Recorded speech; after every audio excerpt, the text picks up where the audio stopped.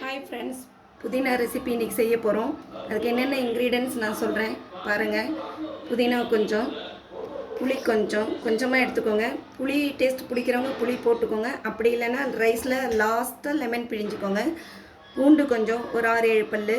பச்சை மிளகா ஒரு 6-7 நான் எடுத்துக்கிட்டேன். அவங்கவுங்க காரத்துக்கு ஏற்ற மாதிரி நீங்கள் எடுத்துக்கோங்க.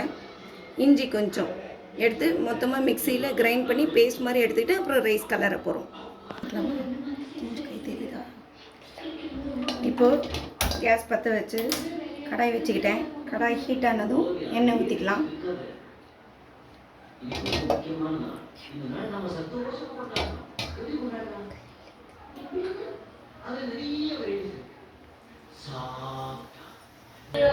எண்ணெய் தேவையான அளவு ஊற்றிக்கோங்க. நான் ஒரு 3 பேருக்கு தேவையான அளவு எண்ணெய் ஊற்றிக்கிறேன். எண்ணெய் காஞ்சதும்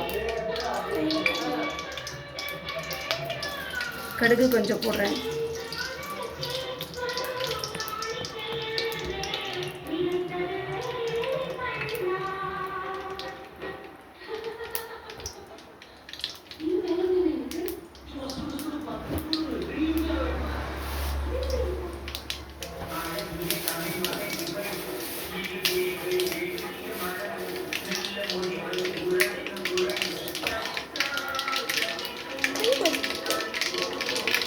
கடுகு வெடிச்சதும் கொஞ்சம் சீரகம்,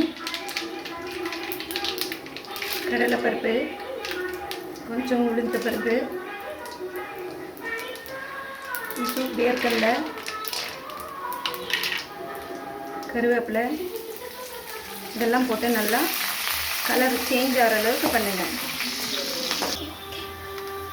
இப்போது பருப்பு எல்லாம் கலர் சேஞ்ச் ஆகிடுச்சு. இப்போ நம்ம அரைச்சி வச்ச விழுதை வந்து இதில் ஊற்றிக்கிறோம்.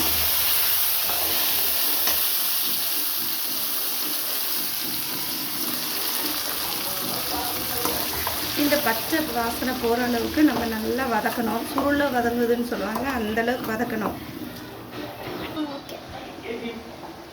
பாருங்கள், இப்போ எண்ணெய் சுருண்டு மேலே வருது பாருங்கள். இந்தளவுக்கு நல்லா பச்சை வாசனை போகிற அளவுக்கு வதக்கிட்டு இப்போ என்ன பண்ணுறோம், நம்ம வடித்து ஆற வச்ச ரைஸை இதில் போட்டு நம்ம கலர போகிறோம். அப்படியே கடாயிலே வச்சு கலர போகிறோம். உங்கள்கிட்ட எவ்வளோ தொக்கு இருக்கோ அதுக்கேற்ற அளவுக்கு ரைஸ் போடுங்க. நிறைய ரைஸ் போட்டாலும் ஒன்றுமே டேஸ்ட் தெரியாமல் போயிடும்.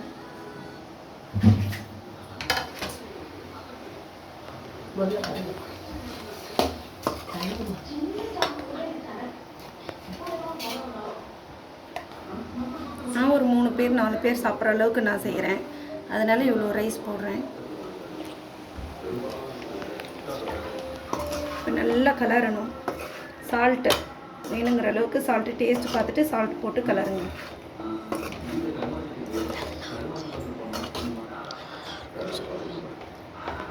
இது ரொம்ப ஈஸியான ரெசிபி. நீங்கள் வித்தின் 20 மினிட்ஸில் ரைஸ் வச்சு எடுத்துட்டிங்கன்னா 20 மினிட்ஸில் நீங்கள் கையிலேயே கொடுத்துடலாம். டேஸ்ட்டாகவும் இருக்கும். என்னோடய பிள்ளைங்களுக்கு ரொம்ப பிடிக்கும் இது.